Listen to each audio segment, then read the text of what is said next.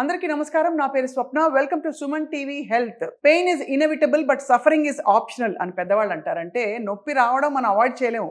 నొప్పిని ఎలా మేనేజ్ చేయొచ్చో తప్పకుండా దాన్ని డీల్ చేయొచ్చు. అండ్ ఇన్ఫ్యాక్ట్ మనకి రోజువారీ జీవితంలో అలాగే దీర్ఘకాలిక నొప్పులు వచ్చే పరిస్థితుల్లో ఏం చేయాలి? ఆపరేషన్ ఒక్కటేనా అంటే కాదు. ఇదిగో ఈ కొత్త రెవల్యూషనరీ మెథడ్ని ప్రవేశపెడతానని చెప్పి పీఆర్పీని మనకి పరిచయం చేసిన ఆద్యులు, అందరికీ సుపరిచితులు, ఎపియాన్ పెయిన్ మేనేజ్మెంట్ వ్యవస్థాపకులు డాక్టర్ సుధీర్ ధార గారు. ఇవాళ మళ్ళీ మనం నొప్పి గురించి, నొప్పి అసలు ఎందుకు వస్తుంది, నొప్పి అయినప్పుడు భరిస్తే బాడీలో ఏమేమి జరుగుతాయో కూడా తెలుసుకుందాం ఇవాళ. డాక్టర్ సుధీర్ ధార, thank you so much sir for your time. బాగా బిజీగా ఉంది మీ క్లినిక్ అంతా, అయినా మేము ఒక 20 నిమిషాలు మీ నుంచి అలా తీసుకోబోతున్నాం ఇవాళ. తప్పకుండా సార్, యాక్చువల్లీ పెయిన్ భరిస్తే చాలా గొప్ప గుణం అని మనకు చెప్పబడింది మామూలుగా మన కాలక్రమంలో. అరే ఎంత భరిస్తాడని చెప్పి.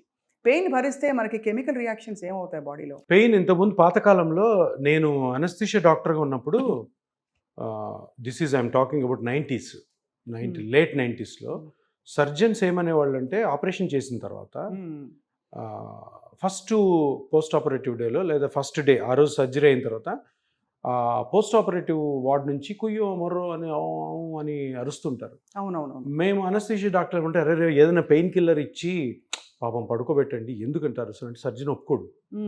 అరే అట్లా అరుస్తుంటే పేషెంట్ బతుకున్నాడని మాకు ఇండికేషన్ రా, అరవని let him be no cry with the pain, కొంచెం ఏడుస్తూ ఉంటే మాకు తెలుస్తుంది. అది ఆ కాలం. ఇప్పుడు అది లేదు. ఎందుకంటే నొప్పి లేకుండా ఉండడము ఏ ప్రొసీజర్ అయినా, అదర్వైజ్ డిసీజ్ వల్ల అయినా, లేదు డీజనరేషన్ వల్ల అయినా, అరుగుదల వల్ల ఎవరు కూడా నొప్పితో బాధపడకూడదు. అది రైట్, హ్యూమన్ రైట్. అది మనం ఎవరికన్నా ప్రతి ఒక్కరి హక్కు ఏంటి నొప్పి లేకుండా, అది ఏ నొప్పి అయినా కానీ. సో మీరు అన్నట్టు నొప్పి అలా ఉంటే ఏముండొచ్చు. ఇప్పుడు నేను చెప్పిన ఎగ్జాంపుల్ ఉంది కదా, ఈ ఆపరేషన్ థియేటర్ అయిన తర్వాత, ఆపరేషన్ అయినాక ఆ రోజు దానివల్ల ఏమవుతుందంటే ఎక్కడైతే కోసి ఉంటారో, ఎక్కడైతే కోసి కుట్లేసి అక్కడ నొప్పి వస్తుందో అది హీలింగ్ అయిపోయిన తర్వాత ఆ నొప్పి పోవాలా. ఇలా నొప్పి భరిస్తే ఆపరేషన్ అయిన తర్వాత అది దీర్ఘకాలంగా మారిపోతుంది. అవును, చాలా మంది క్రానిక్ పెయిన్ అంటారు. Correct correct. ఇప్పుడు సిజేరియన్ చేస్తుంటారు, సిజేరియన్ అయిపోయింది, 2 నెలలు అయింది, 3 నెలలు అయింది, నొప్పి తగ్గదు. అక్కడ చూస్తే నువ్వు ఏ స్కాన్ చేసినా నార్మల్ ఉంటుంది, లోపల నార్మల్ ఉంటుంది, బయట నార్మల్. ఏంటంటే ఆ సైకలాజికల్ చేంజెస్ ఏవైతే ఉన్నాయో, ఆ నొప్పిని అక్యూట్ ఫేజ్లో బాధపడిన వాళ్ళ బ్రెయిన్లో చేంజెస్ వచ్చి అది ఎప్పటికి తగ్గదు, కొన్ని దశాబ్దాల పాటు ఉండిపోతుంది నొప్పి ఆపరేషన్ అయిన తర్వాత. ఇది ఒకటైతే ఇంక నొప్పి కంటిన్యూస్గా నొప్పి ఉన్నప్పుడు హ్యాపీనెస్ ఉండదు, ఆకలి ఉండదు, ఆకలి ఉండకపోతే తినరు, తినకపోతే మోషన్ రాదు, మొబిలిటీ ఉండదు, జాబ్ లూజ్ అవుతాయి, బాడీలో ఎన్నో కెమికల్ చేంజెస్, బ్రెయిన్లో కెమికల్ చేంజెస్. ఒక టర్మినాలజీ ఉంది, న్యూరోప్లాస్టిసిటీ అని. కంటిన్యూస్గా పెయిన్ అలాగ పెయిన్తో బాధపడుతున్న పేషెంట్కి ఆ పెయిన్కి గల కారణము ట్రీట్ చేసిన తర్వాత కూడాను అది బ్రెయిన్లో దాని సిమ్టమ్స్ అట్లే ఉండిపోయి ఆ కంటిన్యూస్ పెయిన్ అంటే జీవితాంతం ఉంటుంది. ట్రామా అంటే బ్రెయిన్లో చేంజెస్, కెమికల్ చేంజెస్. కరెక్ట్. ఇప్పుడు సార్ మనకి చాలా మోడర్న్ పెయిన్ మేనేజ్మెంట్ టెక్నిక్స్ వచ్చి, అడ్వాన్స్మెంట్స్ వచ్చి దాదాపు పెయిన్ లేకుండా చేయొచ్చు అని అనొచ్చా? తగ్గిస్తారా మామూలుగా? పెయిన్ అంటే పెయిన్ అనేది మళ్ళీ రకాలు కదా, acute pain, chronic pain. Acute pain అంటే దెబ్బ తగిలిన తర్వాత నొప్పి వచ్చేది, ఆపరేషన్ తర్వాత తగిలి నొప్పి వచ్చేది, అవి అక్యూట్ పెయిన్స్ అంటారు. అవి ఒక వారం 10 రోజులకి పోవాలి. ఆ వారం 10 రోజులు పోకుండా తర్వాత కూడా నొప్పి వచ్చిందంటే ఇది క్రానిక్ పెయిన్. ఈ క్రానిక్ పెయిన్ అనేది డేంజర్. అక్యూట్ పెయిన్ నుంచి క్రానిక్ పెయిన్ పోవచ్చు, క్రానిక్ పెయిన్ సపరేట్గా కూడా రావచ్చు. ఇప్పుడు మోకాలు అరిగిపోయింది, దానివల్ల వచ్చేది, అది 1 నెల ఉంటుంది, మనం మందులు వాడి ఏదో సెట్ చేయాలనుకుంటాం. 3 months ఉంటుంది, 5 months ఉంటుంది, 1 year ఉంటుంది, 2 months, 10 సంవత్సరాల నుంచి కూడా నొప్పి పడేవాడు. అవి డేంజరస్. ఎందుకంటే దానివల్ల ఏమవుతుందంటే బ్రెయిన్లో చేంజెస్, అక్కడ స్ట్రక్చర్లో చేంజెస్ రావడం వల్ల మనము వీటిని పూర్తిగా తగ్గించగలమా లేదా అన్నది, అది ఏ టైంలో మనమైతే దాన్ని ఇంటర్వ్యూన్ అవుతామో దాని మీద డిపెండ్ అయి ఉంటుంది. సార్, చాలామంది మోకాళ్ళ నొప్పులు, వీపు నొప్పి, నడుము నొప్పి వచ్చినప్పుడు రెస్ట్ తీసుకోమ్మా అంటారు. రెస్ట్ తీసుకుంటే పోతాయి అవన్నీ? ఏది పోదు. ఎందుకంటే లోపల నొప్పి వచ్చింది అంటే అది సంకేతం ఏంటంటే లోపల ఏదో డ్యామేజ్ జరుగుతుంది. కరెక్ట్. ఒక 5 రోజులు 10 రోజుల్లో ఆ నొప్పి టాబ్లెట్ల వల్లనో ఆటోమేటిక్గానో తగ్గిపోయింది అనుకో, వదిలేయండి, పట్టించుకోవద్దు. కానీ అది 15 రోజులు, 20 రోజులు, 1 నెల, 2 నెలల తర్వాత కూడా ఉందంటే అది మనకు ఒక అలర్ట్ సైన్ ఇస్తుంది, లోపల ఏదో ఉంది, దాన్ని చూడండి.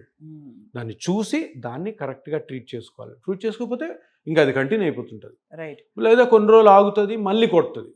సో అలాగా మనకి సందిగ్ధంలో ఉంటాం అనమాట, ఇది తగ్గుతుందా లేదా, లేదు ముదిరిపోయి ఇంకా ఎక్కువ అవుతుందా. ఎక్కువ టైమ్స్ అది చాలా క్రానిక్ అయిపోయి ఇప్పుడున్న ఒక 10 పైసా పెయిన్ కాస్త 1 రూపీ పెయిన్ అయిపోతుంది. 3 కాజెస్ ఫర్ పెయిన్ అనుకోవచ్చా? Injury, disease, degeneration, old age ఈ 3ఏనా సార్?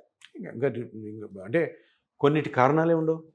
ఉండవా? సైకలాజికల్ పెయిన్, ఓ సైకోసోమాటిక్ అవి ఎందుకు Psychological- వస్తాయి? ఏదో ఒక ఇష్యూ ఉంటుంది బ్రెయిన్లో. సో అది కంటిన్యూస్. ఇప్పుడు మైగ్రేన్ ఉంది, మైగ్రేన్ రీజన్ ఎవరు కనిపెట్టారు?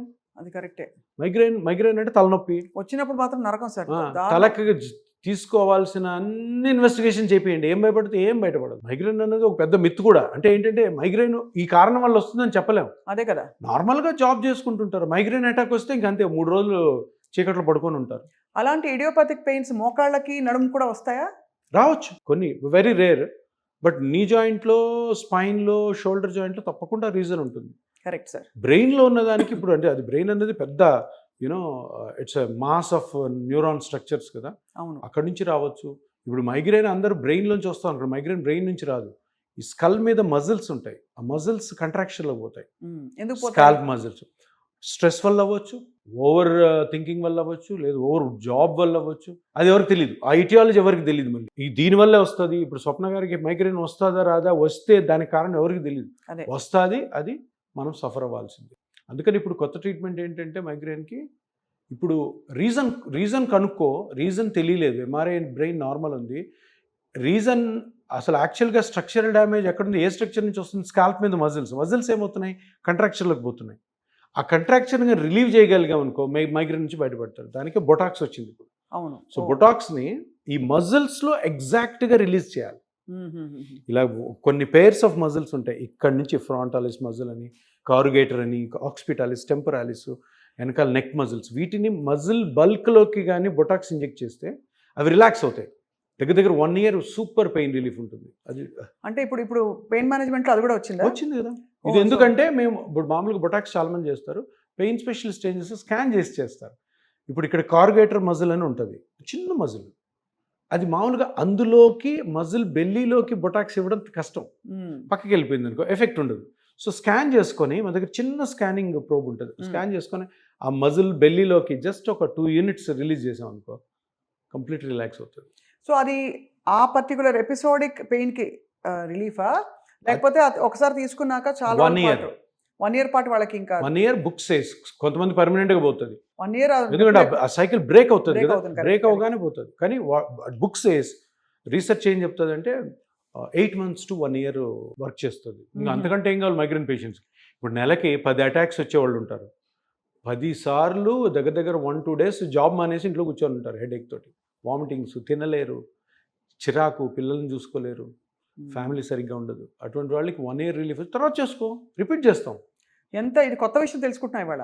మామూలుగా మనం పెయిన్ మేనేజ్మెంట్ మోకాళ్ళు నడుము దగ్గర ఆగిపోతాము, బట్ ఇవాళ పెయిన్ ఫర్ హెడేక్ ఆల్సో ఉంది మనకి బొటాక్స్ అని చెప్తారు sir. Botox is wonderful drug. ఎందుకంటే బొటాక్స్ని కరెక్ట్ యూజ్ చేయాలి. ఎందుకంటే ఇది Botox is a neurotoxin. Right. ఎక్కడంటే అక్కడ నర్వ్స్ మీద వేయడము అవి చేయకూడదు. ఎగ్జాక్ట్గా ఏ మజిల్లో స్కాన్ చేసుకొని ఆ మజిల్లో మనం అది కరెక్ట్గా 1 unit అంతా 0.1 ml అలా రిలీజ్ చేయాలి. ఎక్కువ కూడా రిలీజ్ వెంటనే తెలుస్తుంది. అయితే వెంటనే రిలాక్స్ వచ్చారా సార్ పేషెంట్? రెగ్యులర్గా చేస్తాం మనం, రెగ్యులర్గా బొటాక్స్. సార్ ఇవాళ చాలా కొత్త విషయాలు తెలుసుకున్నాం. ఐఎమ్ రియలీ హ్యాపీ వాళ్ళ కాన్వర్జేషన్తో. So definitely I think it is something everybody needs to think about pain ఎందుకు వస్తుంది అండ్ దాన్ని సకాలంలో అరికట్టడానికి మిమ్మల్ని కన్సల్ట్ చేస్తారు అందరు. Thank you so much. నమస్కారం.